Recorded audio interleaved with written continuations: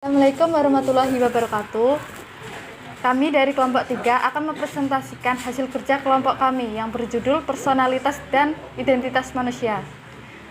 Anggota kelompok kami yaitu yang pertama saya sendiri, Vina Angelina, dengan NPM 202040640125. Yang kedua, Randy Nifdianto dengan NPM 20204064010114. Yang ketiga, M. Restu Ananda yang NPM-nya 202040640111. Yang keempat, Wahyu Pratama dengan NPM 202040640120. Yang kelima, Irfan Rahmadani dengan NPM 202040640107. Yang keenam, Nadila Salsabila dengan NPM 202040640126.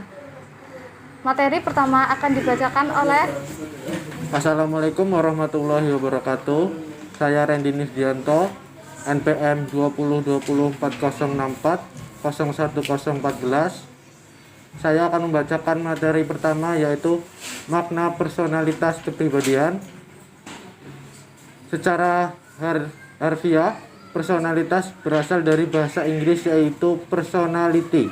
Personality sendiri merupakan serapan dari bahasa Yunani kuno prosopan atau persona yang artinya topeng, yang biasa dipakai artis dalam teater yang menggambarkan perilaku, watak, atau pribadi seorang.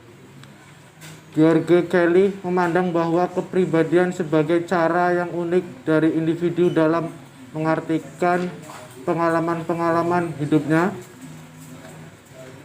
Kepribadian personalitas bukan sebagai bakat kodrati, menjalankan terbentuk oleh proses sosialisasi. Kepribadian merupakan kecenderungan psikologi seseorang untuk melakukan tingkah laku sosial tertentu, baik berupa perasaan, berpikir, bersikap, dan berkehendak, maupun perbuatan. Segala sesuatu yang berasal di dalam diri, baik pemikiran mengenai pandangan mengenai benar atau salah, merupakan bentuk personalitas yang juga tak dapat diganggu gugat. Selanjutnya, makna identitas jati diri. Secara harfiah, identitas berasal dari bahasa Inggris yaitu identity. Dapat diartikan sebagai ciri-ciri, tanda atau jati diri. Menurut Adam dan Gulotto 1983 dalam buku Desmita 2005 halaman 211, identitas adalah sebuah fenomena psikologi yang kompleks, di mana hal itu mungkin adalah sebuah cara pemikiran seseorang dalam kepribadiannya, termasuk di dalamnya identifikasi dengan individu yang dianggap penting dalam kehidupan mulai dari awal masa kanak-kanak, termasuk identifikasi peranan seks, ideologi individu, penerima norma kelompok, dan banyak lagi. Dapat disimpulkan identitas merupakan suatu yang dibentuk dari dalam pribadi manusia, yang berarti bahwa identitas berkaitan dengan personalitas. Senada dengan yang dikatakan Cak Nun dalam Kenduri Cinta pada bulan Oktober. Identitas merupakan bentuk kreatif dari personalitas yang terbentuk berdasarkan kebebasan dari suatu individu mengenai pemilihan keputusan terhadap identitasnya sendiri. Ya, Assalamualaikum warahmatullahi wabarakatuh.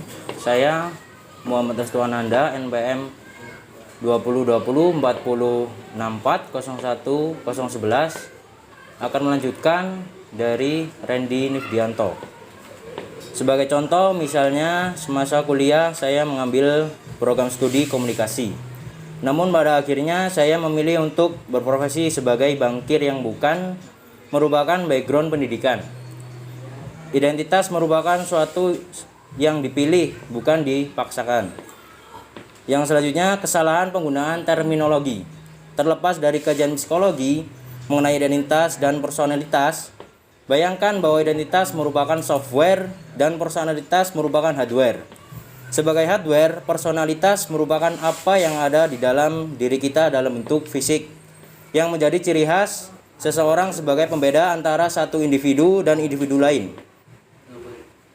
Jenis rambut, bentuk muka, warna kulit yang keseluruhannya merupakan pemberian Allah Subhanahu wa taala. Personalitas sifatnya given dan kita sebagai manusia tidak dapat memilih. Assalamualaikum warahmatullahi wabarakatuh. Nama saya Nadila Salsabila, NPM 20202040 6401026. Saya akan melanjutkan materi dari M. Restu Ananda. Sementara identitas sendiri seperti yang sudah dijelaskan di atas merupakan bentuk kreativitas dan personalitas. Kita sebagai manusia memiliki hak untuk memilih salah satu identitas dari berbagai opsi. Identitas sebagai software seperti misalnya agama, genre, profesi, dan lain-lain. Jati diri merupakan pilihan hidup yang kedaulatannya tidak dapat diganggu-gugat. Namun berhati-hatilah dalam memilih identitas, karena apabila tersebut bukan berasal dari kemauan pribadi Anda, maka tanpa Anda sadari, Anda akan gagal identitas karena pemilihan opsi tersebut diambil berdasarkan personalitas orang lain dalam arti terpengaruh dari dorongan luar.